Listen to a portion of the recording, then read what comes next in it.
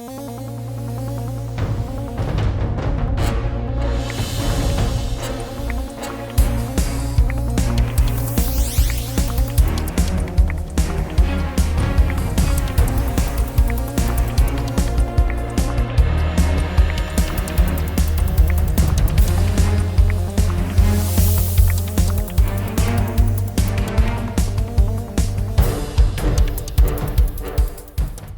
Wednesday. Hi, I'm Kanan Chandran, publisher of stormasia.com, and this is our WED WEB CHAT series of discussions, the Wednesday Web Chat.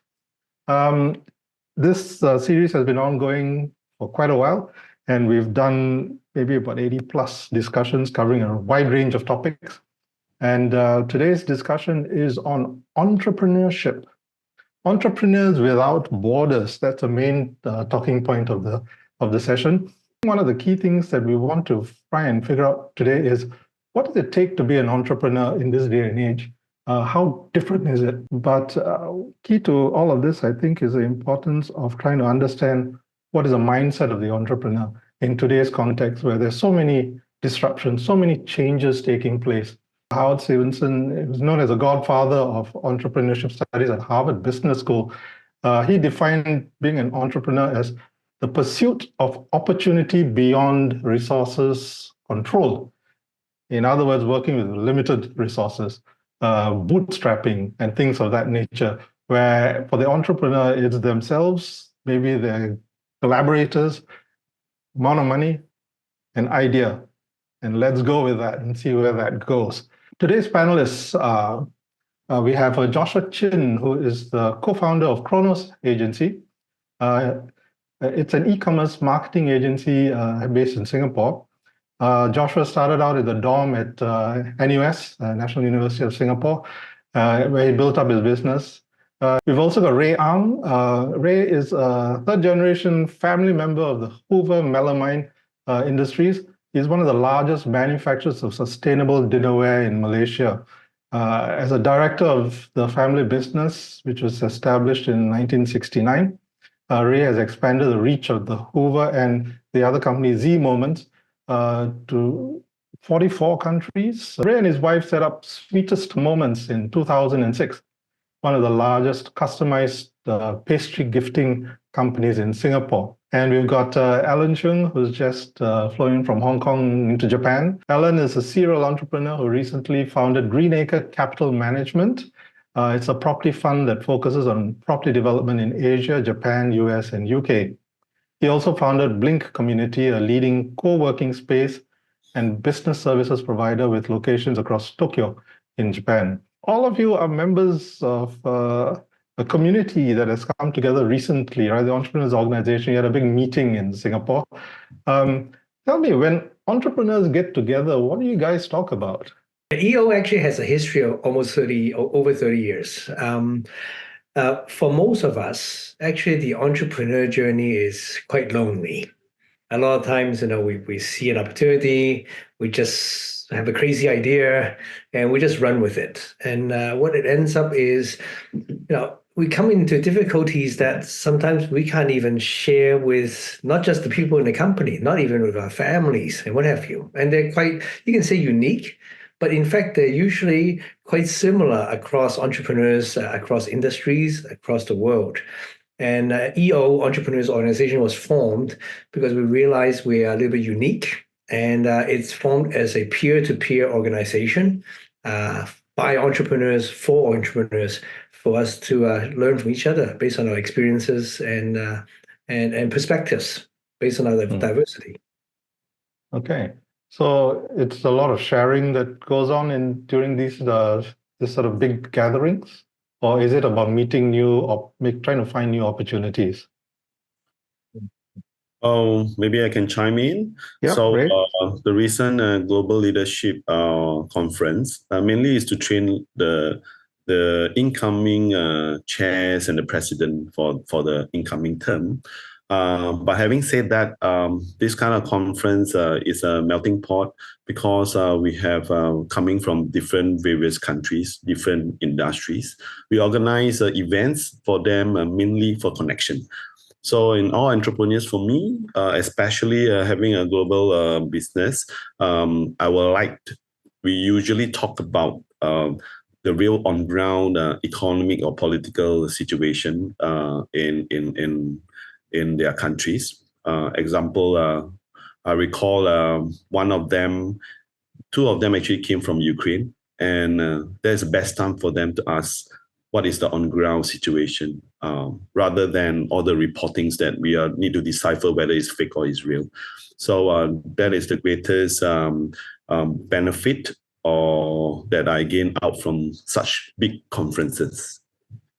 Okay, and you're the chair of the Singapore chapter, right? Correct. Okay. Current president for the Singapore chapter for this term. Okay. Yeah. All right. Okay.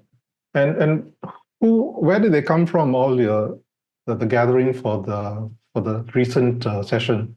There are many chapters spanning from Hawaii all the way to San Francisco. So all of them will come together in Singapore. So total is 1,800 people actually sign up. We organize about 52 events for them in various functions so that they can maximize the connection point. Joshua, what did you gain? I have been with EO for about 4 years, so relatively new.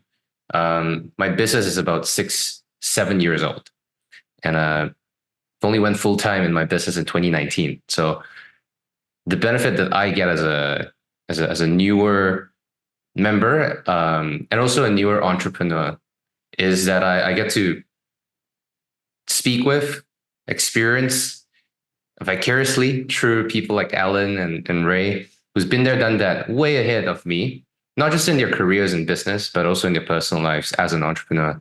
I think the path of entrepreneurship is one that isn't necessarily the most glamorous when you actually look at what's happening on the day-to-day. It's a lot of problem solving, a lot of pain that takes place.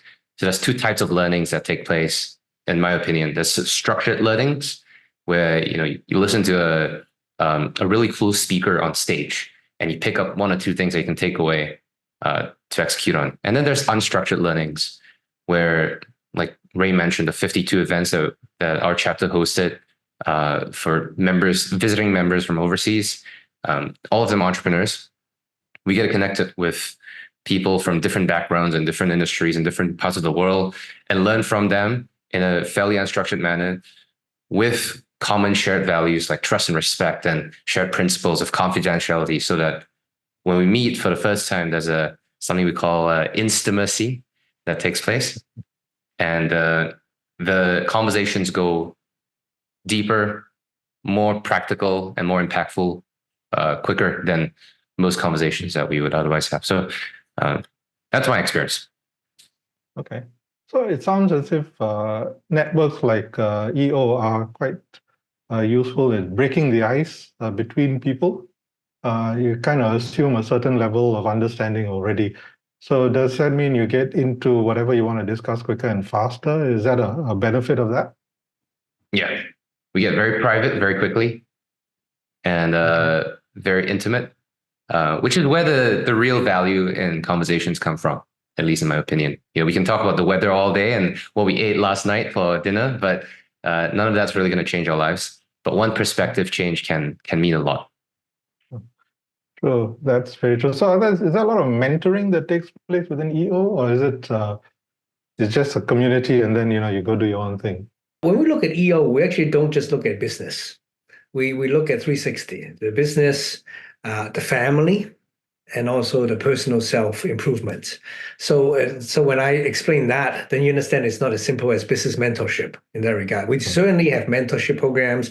We even have accelerator programs for people who are not at our requirement to get into the organization. There's a minimum size requirement. But I think the bottom line is about self-enrichment. So it is actually not a networking organization.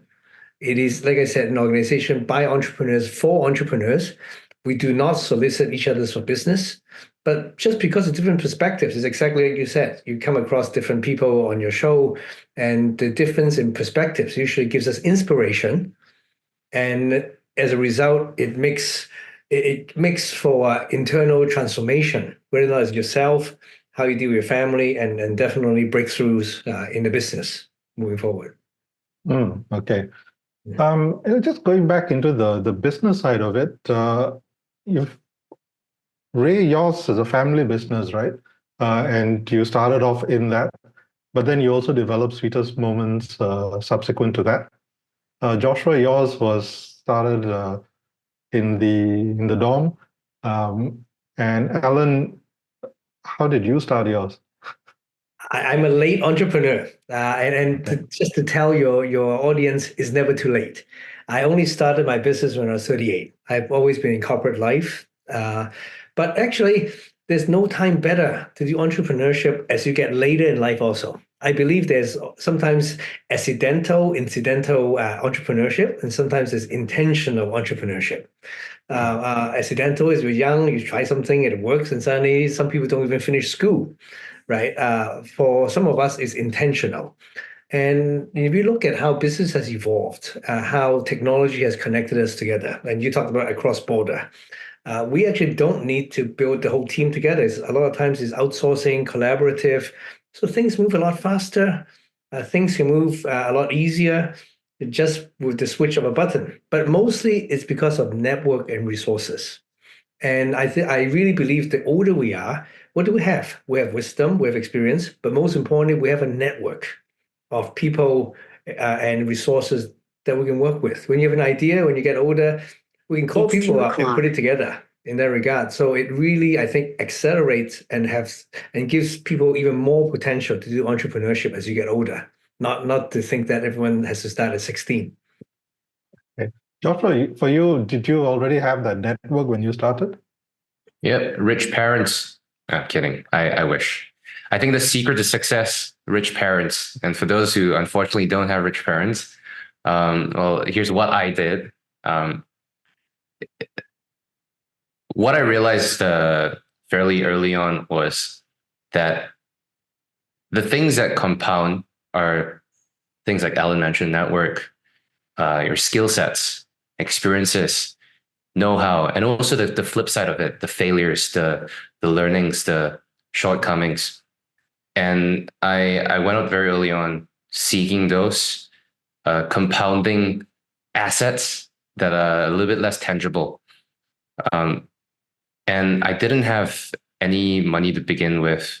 I didn't have a network to begin with. I didn't have any knowledge to begin with. But what I had was, thankfully, I grew up in a digital era. So I had YouTube, I had Google. There were a lot of free resources available at a literal click of a button. So that's what I relied on for a good part of my kind of early 1-2 years of my career. And what I've had to unlearn, or rather overcome, was a belief that not having resources meant that I couldn't do something. Not having money, not having the people that I needed to know to do something meant that I was stuck. But that's not true anymore. With the pace that we're experiencing in the world today that we live in with AI and access that we have, the opportunities are endless. And I think that what we're seeing right now is a democratization of opportunities for a good part of, for people listening and watching this, we definitely have access to all the opportunities. So once I realized that, it became a big kind of light bulb moment. Okay. Ray, for you, you kind of straddled the old world building up of the business and trying to set it up in Malaysia and growing it from there, right? Your family started that. You've come in with that already in place and running smoothly, but you've also got all the new technology that you can make use of. How difficult was it to blend the two? And then subsequently also to start your own? Oh, well, I'm not so lucky as in Joshua era. We are in the era of before yahoo.com. So, so I think for me, I took a little bit shortcut. Whatever I do, and no one can give me the answer, or any projects that I would like to initiate, I always look for those more experienced and in their 50s, all those veteran entrepreneur. So as a young guy, humble, just go there to learn. Always seek opinion from them. They give you the best advice. Usually, there's nothing. Everything. All entrepreneurs should go to some similar route or similar experience. So I took whatever experience from them, and then I implement it back home. So with that, I solved the problem that, you are young and you do not know whatever, you have no experience, but I had a playbook from them, and that's where I built my sort of network of very wisdom and mentors, a network of mentors that guide me along.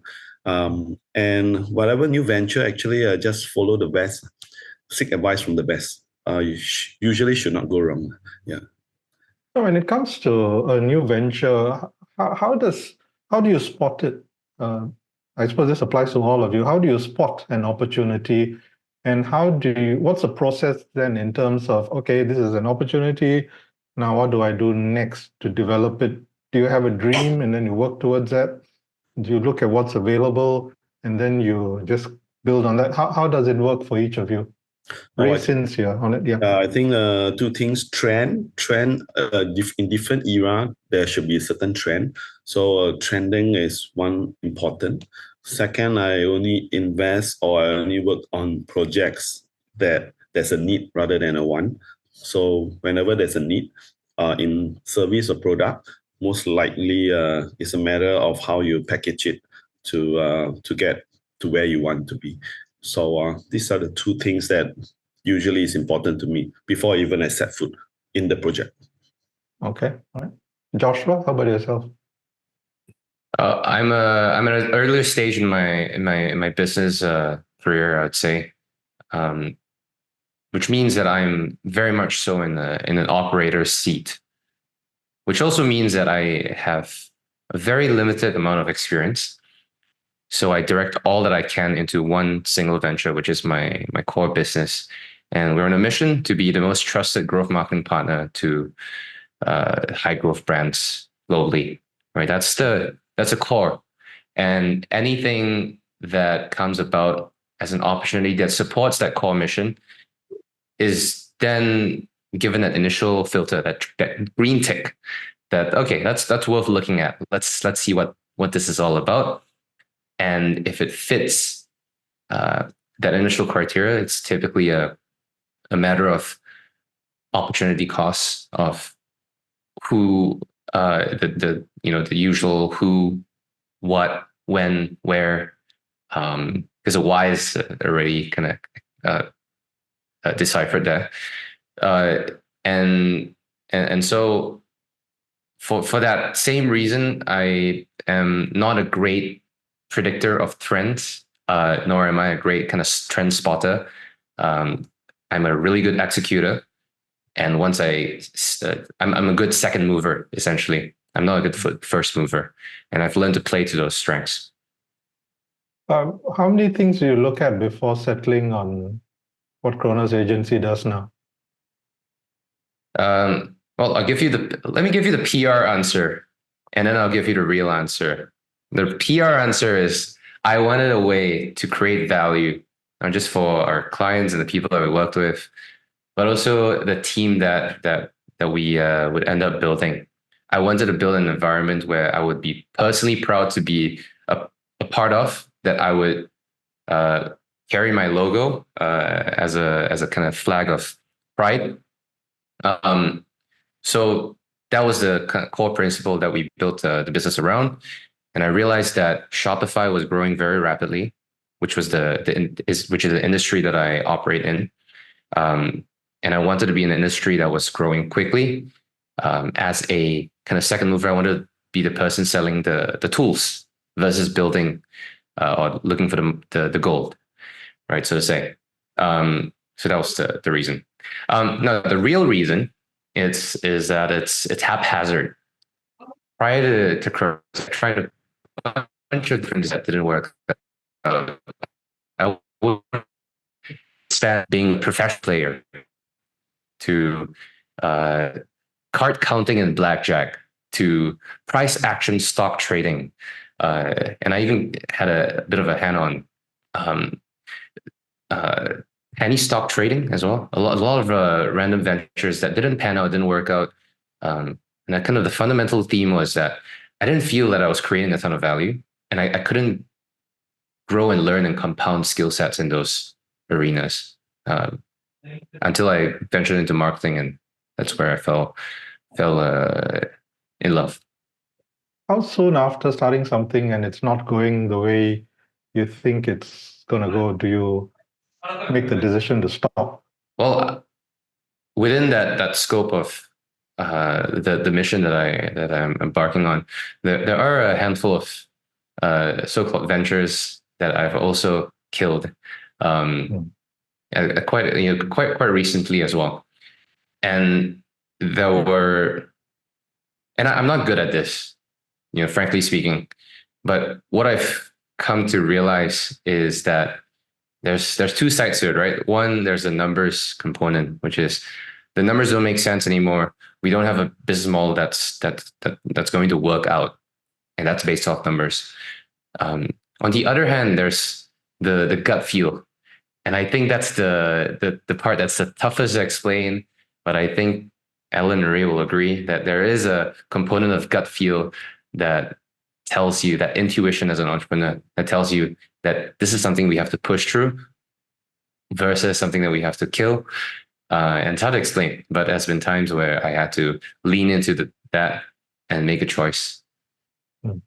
Yeah. Okay.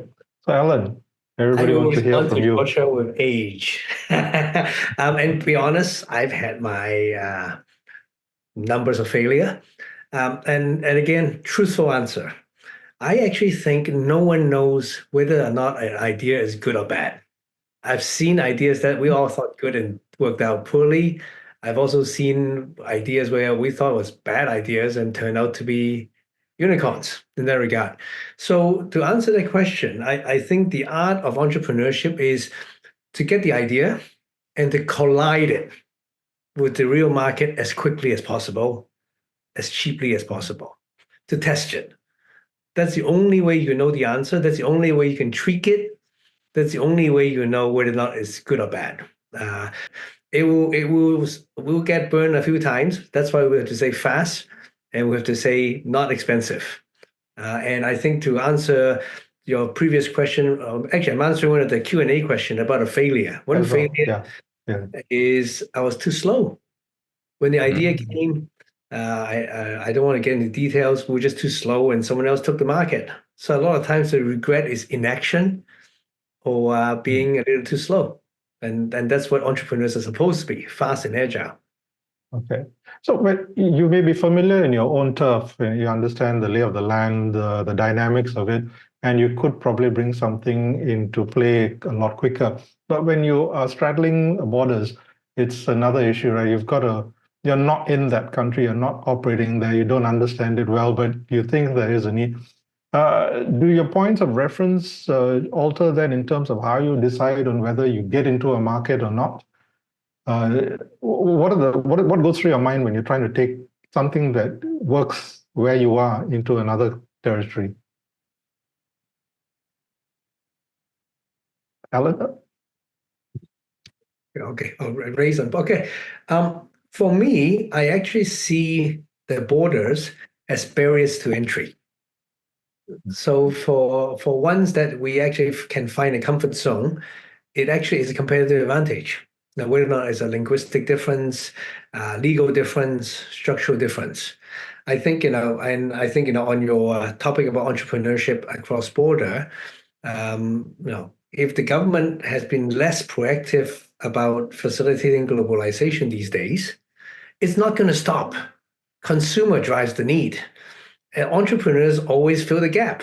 So I actually think this is where opportunities come. We always look at a glass not half empty but half full. We always look at opportunities, and I actually see that as an opportunity rather than a deterrent. How about yourself, Josh? taking things overseas. Yeah. Yeah. And I've had the privilege of starting my business overseas from day one, while being physically present in Singapore. And it wasn't intentional. It was merely because the market that I operate in commerce and e-commerce, was way bigger in the US, which meant that I had a little bit more room to give, a little bit more room for error. And even if I failed, I would still be kind of successful. The challenge then came, which was I wasn't physically present in the market. I didn't understand the local culture. I didn't understand the local economy, and I had no boots on the ground. So I had to, and also no resources and no money, no seed funding, no seed capital of any kind. But I had scrappy ways of getting around them. There were, in the early days, Facebook groups where communities were built across borders, regardless of where you're from. If you're in e-commerce, and it's a booming industry. There's tons to share and tons to learn. So there were watering holes like these Facebook groups. I think on Twitter, on forums, in different groups that were digital and easy to access, that I could be a part of, a valuable contributing member. And that's how I ended up finding my first group of early clients. It was a lot of brute force hustle, to kind of say the least. But it eliminated the need for resources and replaced that with what I had in abundance, which was time and energy. And so I had to play to my own strengths, which was tons of time, tons of energy. Let's see how far I can take this. So that worked out well. To some extent, do you think operating virtually was to your benefit because you're trying to enter into US market? You'd be an unknown factor, right? I mean, it's easier sometimes in a virtual context to present a stronger proposition. Do you think that is the case? I think so. And another advantage of doing it the way that I did was I could pull the plug very easily. There's no sunk cost to be worried about. There's no investment to recoup. And if it failed, pivoting would mean literally going from one online forum on one online community to another online community. So that gave me the agility and ability to compete with a lot of the bigger players without having the capital that the bigger players have. Yeah. Ray, for yourself, getting into 44 different markets, and that's quite a lot of things to get under your control, right? How did you manage that process of taking your business into new territories? Oh, so I think I view the world as borderless rather than with borders. This is one. It's just at any point of time, it's just there'll be countries that are trying to outbeat each other. So that's the thing. So for me, actually entering a country, population is important for me. Typically 40 million above population, because I'm in the consumer market. So that will mean that your effort is easily being realized into action and results because of the sheer size of population. So that is one. Second, as we move to different countries, I think legality is important. This is one. Sensitivity of culture difference is second. So that's something which we always take note. And then from there on, you build the people on the ground. So that's very important, because you can't find something similar like us in terms of structure, in terms of efficiency. So the ground people is important. And then all the time we are looking for trusted people, and getting feedback on the real ground, the political climate, the economic climate is important. And that's where the EO comes in to help me a lot, providing real-time information. And then we start to expand and one by one, footprint by footprint, because ultimately cash flow is also another thing that we need to take note. And sometimes as you go along, you met with circumstances like war and everything. So you just got to be nimble. So for me, in short, whenever there's turmoil, there's always opportunity, because that's where a lot of people actually start to withdraw from the country. And actually, honestly, you're the least competition at the point of time. More than often, actually, you gain more market share. I only can say the brave heart will actually have the guts to move into this kind of situation. Yep. Okay. So have you had to pull out of a market, or have you always only grown your markets? I would say not say pull out, but certain time, like let's say now Europe is weak, so we will not put a lot of resources to expand it because it's against the economic background of the situation. So we just transfer our resources to somewhere else, like probably now India is good. So we just transfer our resources to India. There will be times where the other continent will be no good for whatever reason, and the other continent will be good. So we just move around. So we have our ground team on the ground, and we keep them in contact. And then we just move according to where the flow of the funds or the flow of the consumerism is. So that's how we move around. Joshua, you've not worked for somebody before, is that correct? I have. I've been a waiter. I've been an intern. Okay. Yeah, that's it. Okay. Ray, have you? Or were you always in the family business? Just a family business. So we started off my own business. So I didn't really work for other than interns, but other than that, no. Okay. And Alan, you've worked in corporate before, right? So I'm just wondering, the role, the journey of the entrepreneur for you, is it more satisfying than working for someone and knowing that you've got a regular salary coming in, you don't worry about those sort of issues? Or would you rather be back in that space? Well, I think, again, you cannot generalize that statement. It is a unique road. I think a lot of entrepreneurs were dreamers. And in fact, sometimes it's a joke that we're unemployable. Partly also, and I'll put it in a positive way, because we tend to think faster. And sometimes modern day corporate doesn't match the pace we're trying to do. We may want to make an impact. We also sometimes don't necessarily want to swim in a straight line, like swimming in a pool, rather go in the ocean and try and explore different things. Is it easy? No. To circle back to your question, one of the key ingredients about picking good ideas is passion. Don't just go chasing the market. Do something you know, do something you love, do something you can immerse yourself in, because you will be doing 18 hours a day. You will be doing 20 hours a day from zero to a tipping point to get it started. But again, is it rewarding? When we find out that we can do something that meet a demand and hopefully in the end game make the world a bit better, yes, it is something not just for ourselves, it's also for the community we're in. Would I go back and change what I've done? Probably not.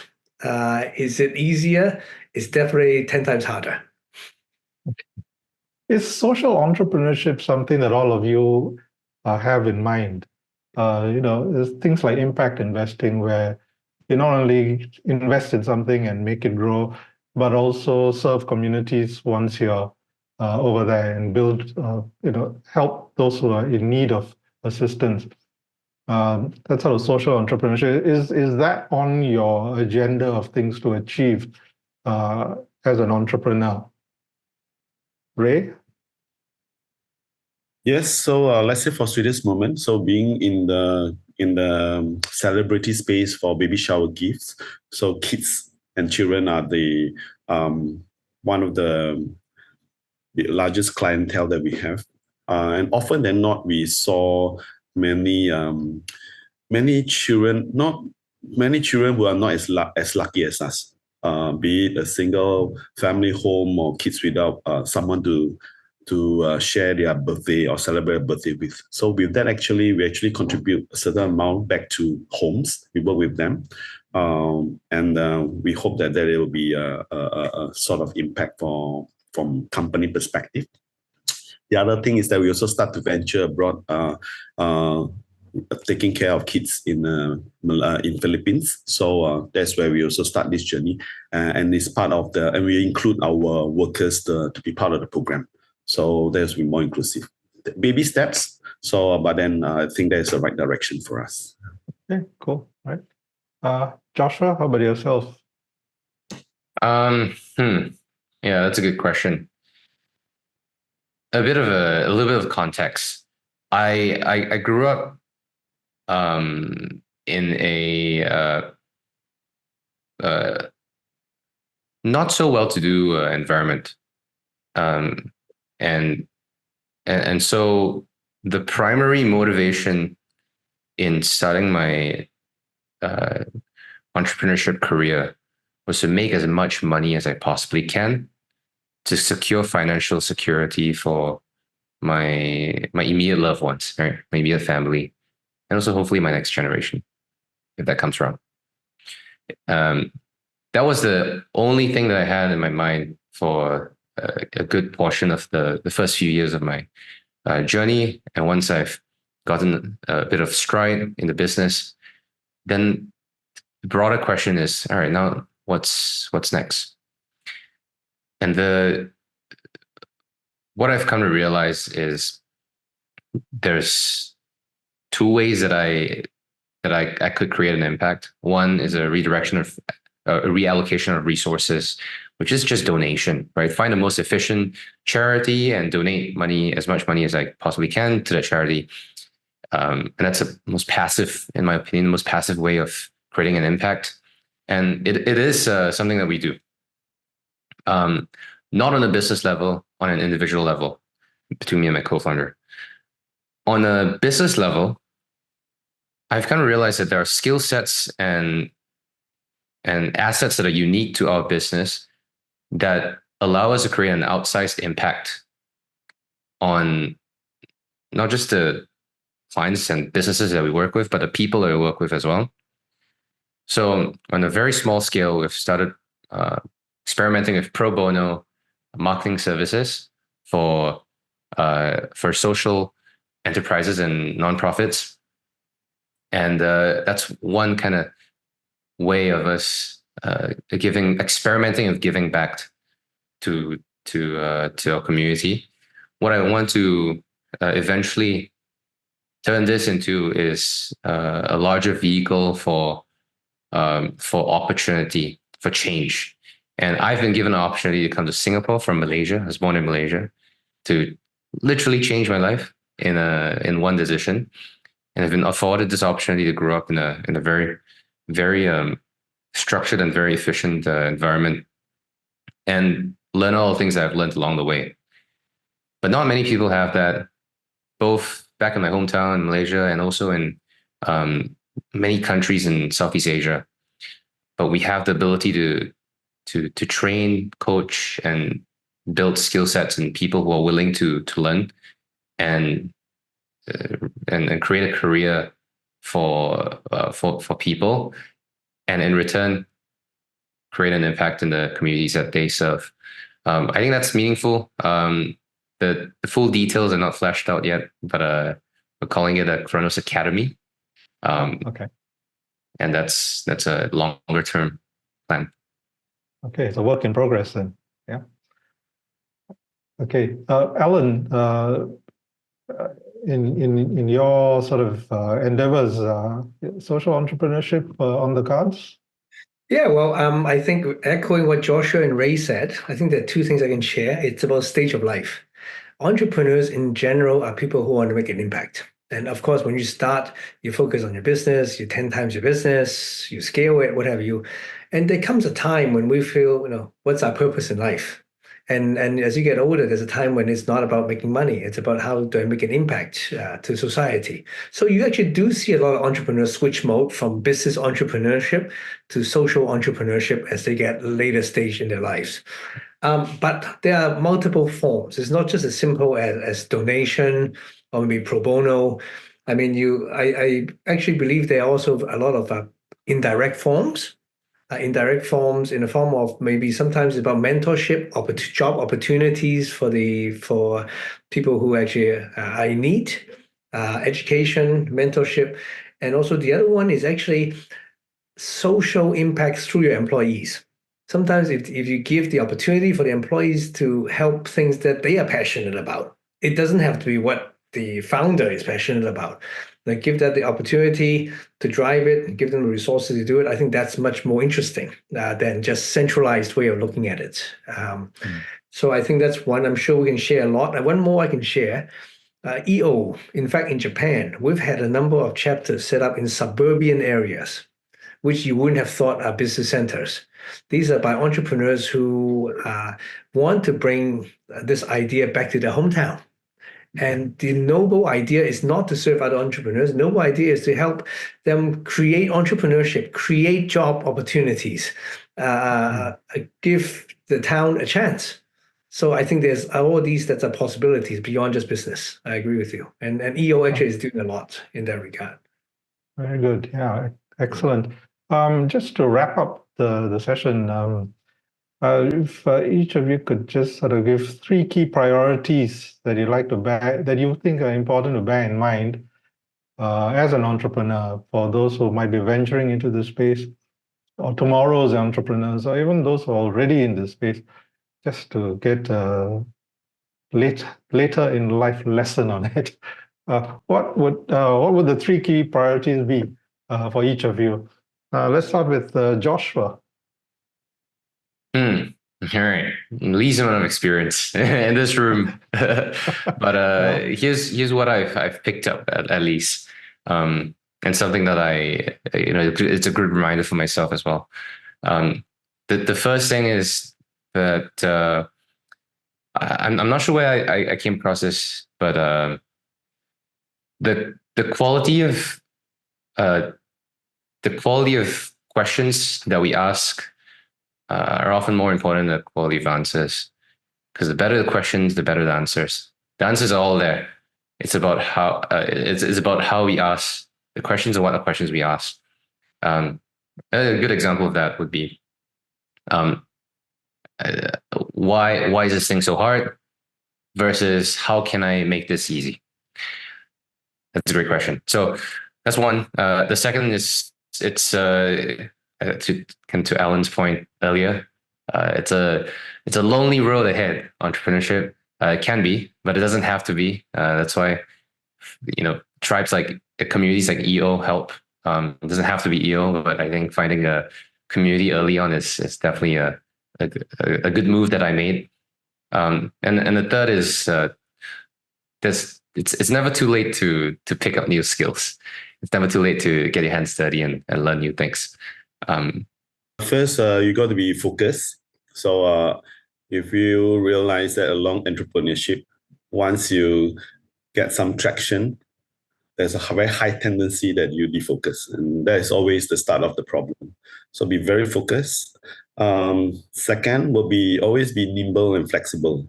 And because environment change very fast now. So, and with a growth mindset, which I think is very important for all entrepreneurs.